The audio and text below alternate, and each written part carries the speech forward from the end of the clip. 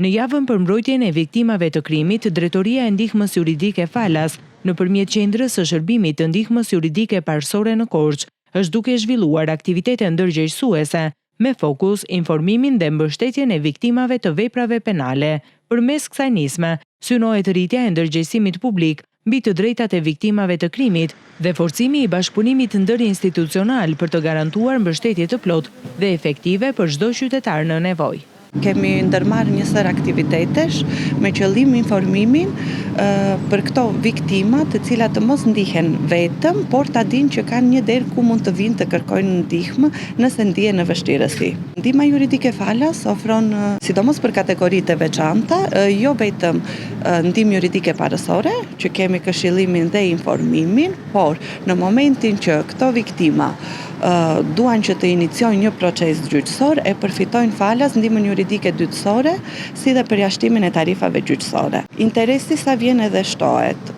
Viktimat e dhunës në familje janë një nga kategoritë me të cilat ne mund të përballemi pothuajse edhe për ditë. Gjatë vitit që lan pas, 276 kërkesa janë drejtuar pranë Qendrës së Shërbimit të Ndihmës Juridike Parsorë në qytetin e Korçës për të marrë këshillim ligjor Falas, kërkesa që kanë qenë kryesisht për çështje pronësie apo aplikime në Jellbenia, ndërsa në muajt e parë të këtij viti janë trajtuar 50 raste.